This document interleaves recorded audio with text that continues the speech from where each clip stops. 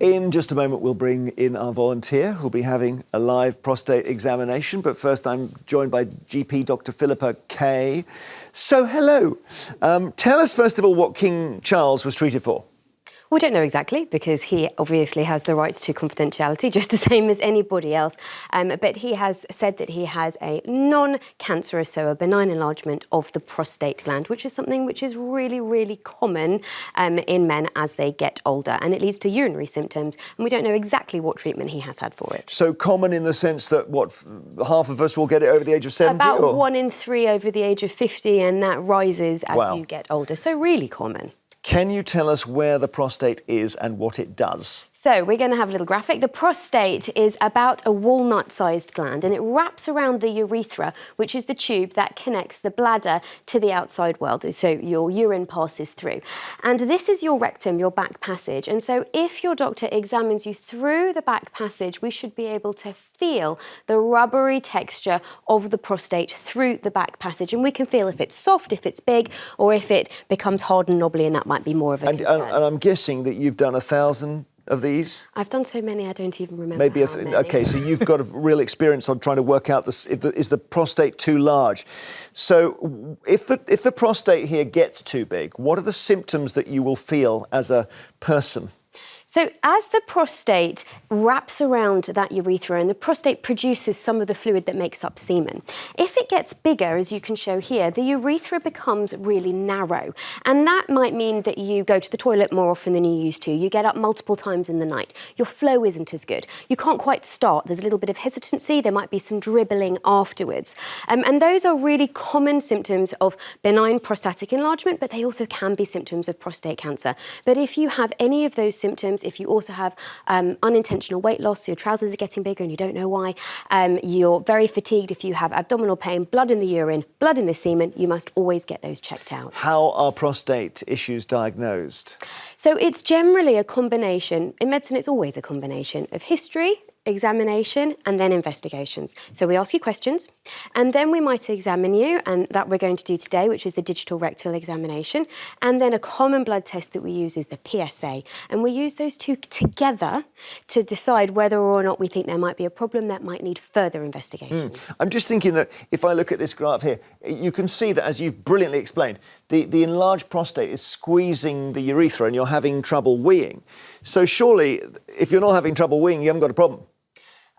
We always go with what is your normal. If you know what your normal is, then you're more likely to know what your abnormal is. But we also need to be aware that there are certain groups of people where prostate problems are more likely.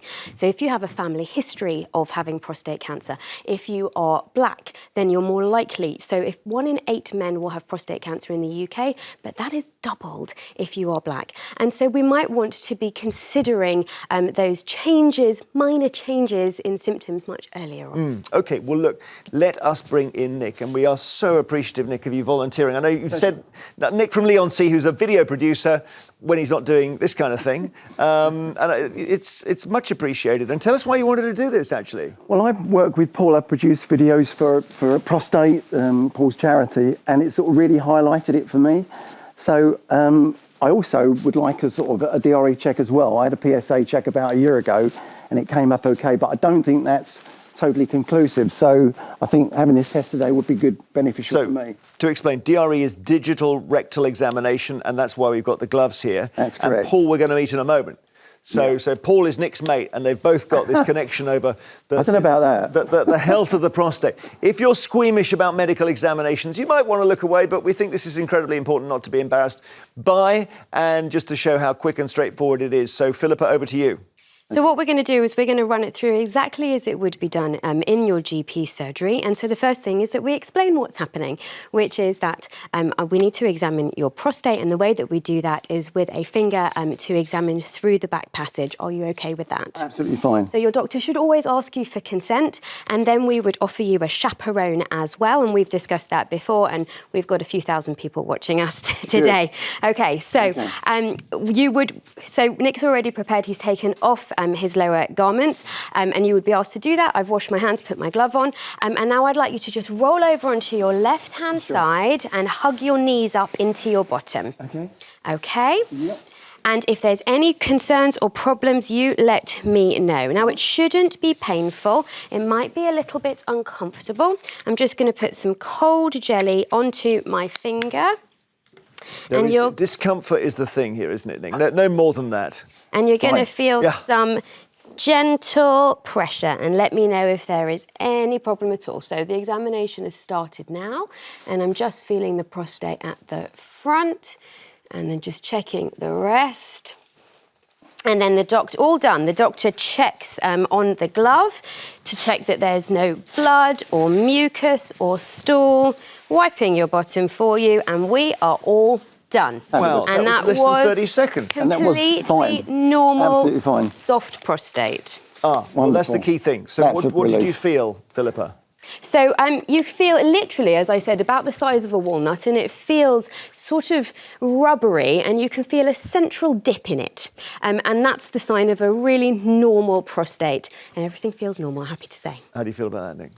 Fabulous. That was, to be honest with you, that was my main concern, not coming on TV. It was the fact if it was a problem, which there's not, and I'm really grateful for that. It's great. All right, well, thank you so much for doing it. We want to hear from you. Do you have a prostate health-related question for Dr. Philippa? Do get in touch. 0207 862 2222 is the number to call to be part of our Health Check Week. Okay, good, well done.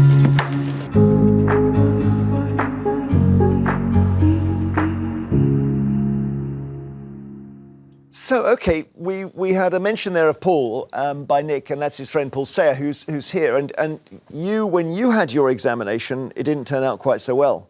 It didn't, no. When I had mine back in 2018, it turned out that there was a lumpiness to the prostate, but I had no symptoms. It was just by pure chance that I ended up, thanks to a nagging friend. So there was a slight lumpiness there. I had a PSA test to follow up on that. From there, further investigations at my local hospital with scans and a biopsy eventually, which found that I had a tumour. So you had no symptoms, but you had an enlarged prostate? Apparently, yes. I wasn't aware of that until the examination. I mean, I guess we should say here, Philippa, that you can have a benign enlarged prostate and you can have one that's cancerous. Now, can you feel the difference when you go in there? So it depends on the size of the cancer. Cancer starts small, and so if it's very small within that sort of gland, then you wouldn't necessarily be able to feel it. But as it gets bigger, it feels sort of hard and knobbly. It feels different. But you can have a benignly enlarged prostate and a small cancer within it. Okay. And so it's a combination of examination and testing. Tell us about your treatment then, Paul. I was quite fortunate. I was booked for radiotherapy at my local hospital, but found out about a procedure that uses ultrasound. So instead of actually having 5 weeks, 5 days a week of radiotherapy, I was given the option of having a one-day outpatient treatment with an ultrasound machine. Really? And what that does, it fires ultrasound, put a probe in your back end, fire the ultrasound at the tumour. Where it meets, it forms a little point of heat, a bit like the old magnifying glass with a leaf. And it pecks away. Having now stood in on these since, it's like watching an old-fashioned Space Invaders game, and the surgeon just sits picking away the tumour, and that's it, just the tumour, so no collateral damage. So that's amazing. Yeah. And what about side effects of the treatment? Absolutely none. A week with a catheter. I was sitting at my desk working my laptop the day after the procedure, and a week after the catheter came out, and no side effects whatsoever. But yeah, I'm guessing you took out the nagging friend for a nice meal after that. Very much so, yes. I won't say he saved your life, but he certainly did you a huge favour. Yeah. So maybe we can be the nagging friend here a little bit. And where are you on this, Ali? Have you gone for one of these tests? No, I haven't gone for one of them, not recently, but Paul was sort of hinting that I might want to offer myself up this morning, which I'm not going to do, but I do think it's very important. Because you're 49, so yes, you're a young man. Well, yeah, but you know, you're getting to that stage where these things actually are very important. But I wanted to ask Paul and also Dr. Philippa, I mean, men generally are not that good at monitoring their health. I mean, we sort of like shrug off things, even little niggles. How do we change the conversation around this? I mean, clearly we're doing it today by raising the issue, but how do we do this more so that men are not embarrassed about going and getting themselves regularly checked, their prostate regularly checked? I think things such as Nick just going ahead and having that checked on live TV, it shows how simple the procedure is. But also with the King's diagnosis and the fact that he's come out and been very open, our inquiries have gone up by 60% in the last fortnight. That's amazing. And the good thing is, the men who are coming to us are now being more open. You know, But before, my it was a dear close old dad, conversation. who's died for other reasons now,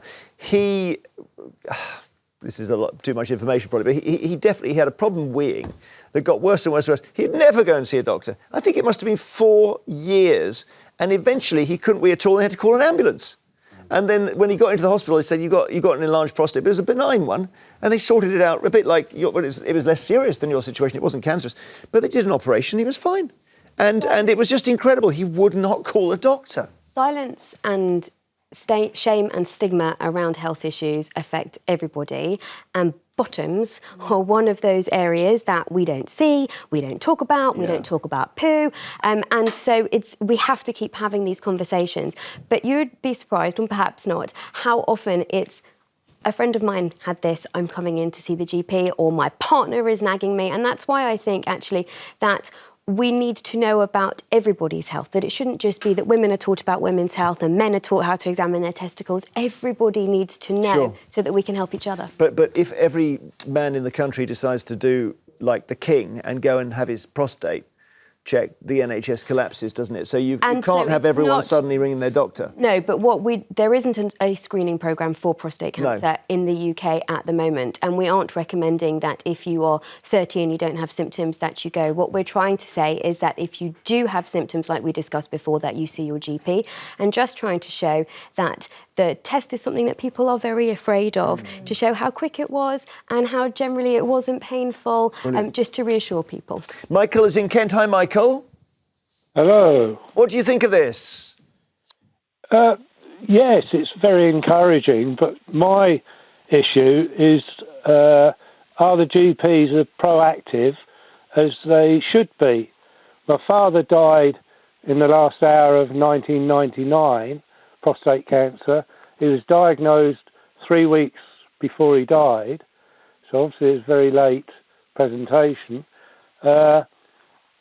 I was told by his consultant I should be checked every year because of family history.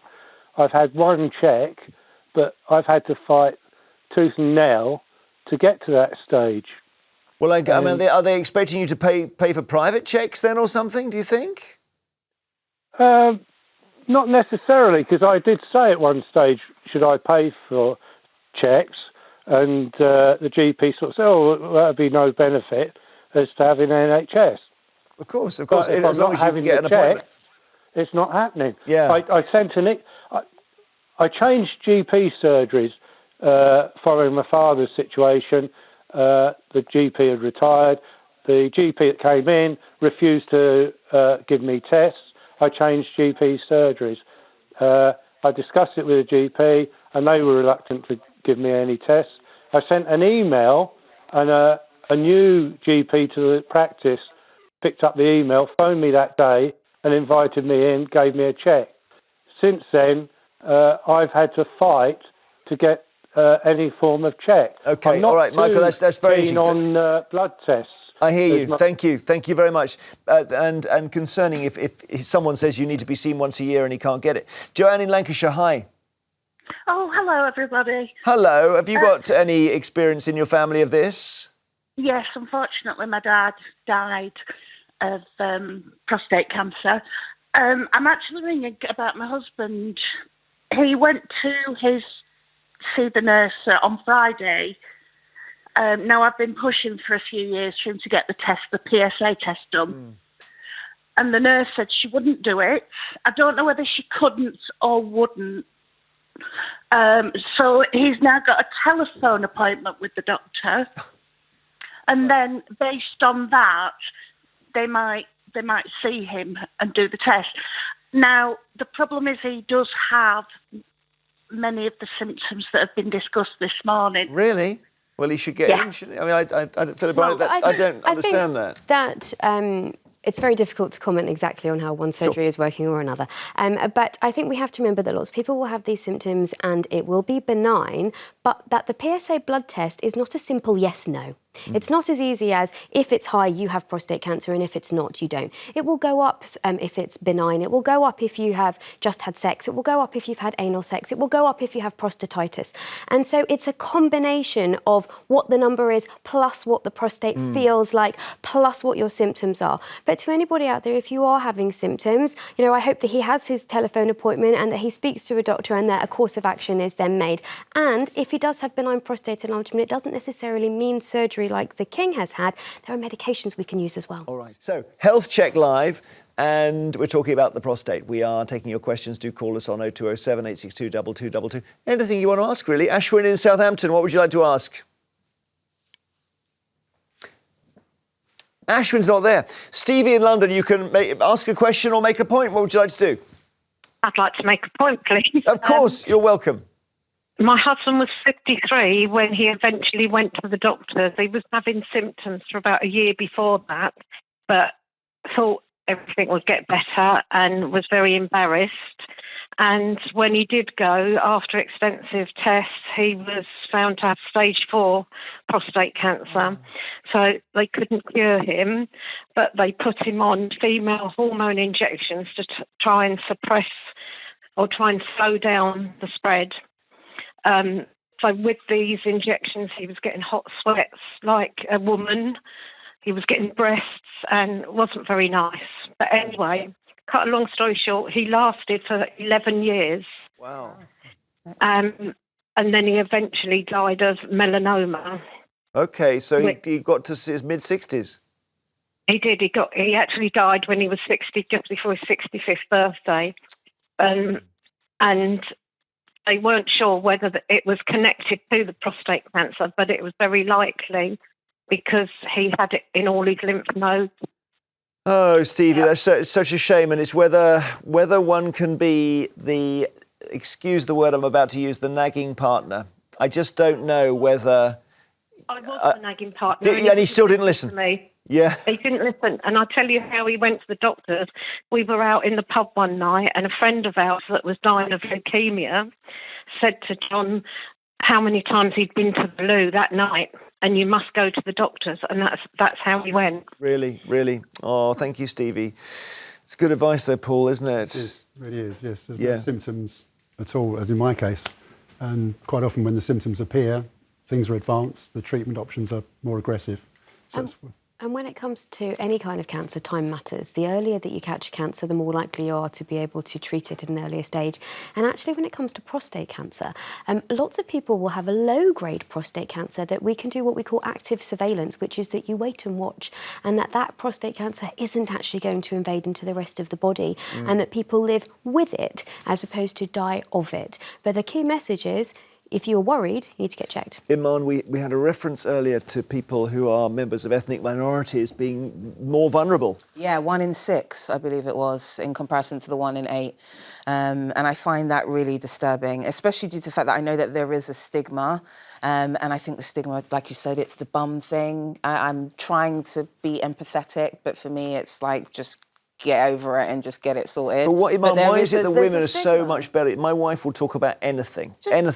Men don't. Why are women so much better at this? See, I want to ask why are men so difficult and why... Well, because it makes us squeamish. So I think there is an answer to some of it, not all of it, but some of it is around the fact that women traditionally have had a long-term relationship with their doctors. They've had period problems, they want contraception, they get pregnant. Traditionally, women have been the caregivers, so they come in with the babies, and so they may have a better relationship with their GP, but that's all very general, and we need to do better, and we have a lot of work to do at ensuring that we reach groups which are hardly reached, and that we need to go to groups and discuss what the reasons are. And there are a lot of reasons, including medical racism and all kinds of historical issues, that we need to reach in order to help everybody. Okay. But you're right, women are definitely more used to those kind of awkward, invasive procedures. I will definitely say that. The lack of embarrassment, I think it's amazing. So I've gotten used to it. Women are used to it, I think. Yeah, maybe you're right. That's right. They've already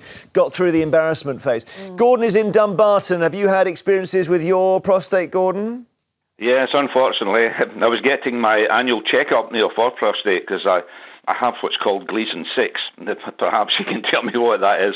But they were checking it up. But because I was getting that checked up, they noticed I had a lump on my left kidney.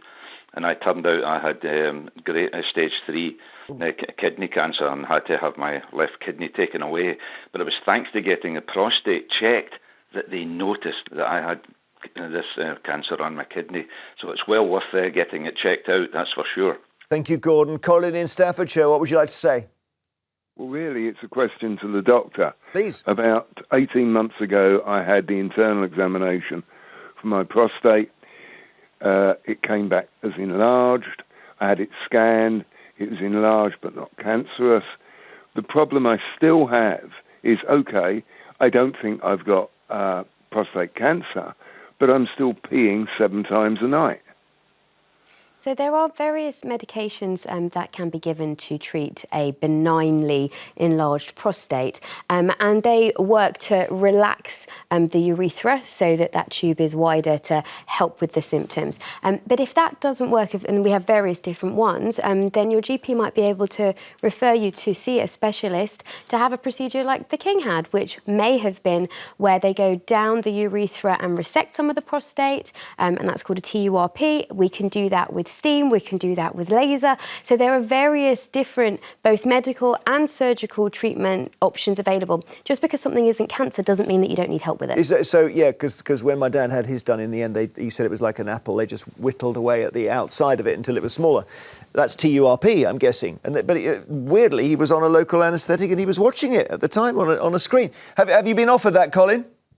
No, I've not spoken to my GP about it since. Okay. Since I had the internal. I wondered if there's any lifestyle changes that could help. Absolutely. So lifestyle always first and with treatment. And so, for example, it might be that if you cut down on caffeine, because caffeine is a diuretic that makes you pee more, that caffeine can make a difference. There's bladder training advice. There's loads of information about lifestyle factors on the NHS website under benign prostatic enlargement. Take a look. Brilliant. We've got time for one more call. Cam in Cheshire. Hi.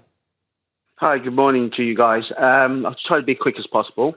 20 years, I'm 54. 20 years ago, over 20 years ago, I had a problem. I was peeing, there's blood, and during ejaculation, there was blood in it as well. So I went to the doctors, I had the procedure, had the camera down, you know where, and turns out I had a prostatic stone. Now, 4 months after that, same thing happened again. I went to the doctors, urologist, did the same treatment again, and can't find anything wrong. Now, I've noticed for the past few years that occasionally I do have blood in my urine, but not in my semen. So it looks like the prostatic stone is quite a big occurrence with me. Now, I'm quite concerned whether this will lead to more serious. I understand. So, Philippa, it's not benign enlarged prostate, it's not cancerous prostate, it's a stone in the prostate. The prostate can have all kinds of problems. You can have a chronic infection of the prostate. There are all kinds of things that can happen. And it's very difficult for us, of course, to give personalised medical advice. We can't do that. We have to give general advice around the issues. And what I would say in this situation that I would ask to be referred to a specialist if you're not getting the help that you need. As to whether or not a stone leads to an increased risk of prostate cancer, I'm not aware of that. But again, I would speak to a specialist about that one. Thank you, Cam. Thank you for all your calls. Thank you, Paul, for coming in, and Dr. Philippa, and of course to our volunteer, Nick, as well, for helping us to demonstrate how quick and easy the actual examination was. For now, if you want any more information about your prostate or you would like some support, then head over to the NHS website or try this Prostate Cancer UK 0800 074 8383 or website prostatecanceruk.org. Or Paul's charity, Prostate UK, on 0203 858 0848 or Prostate, as you can see the spelling there, org.uk.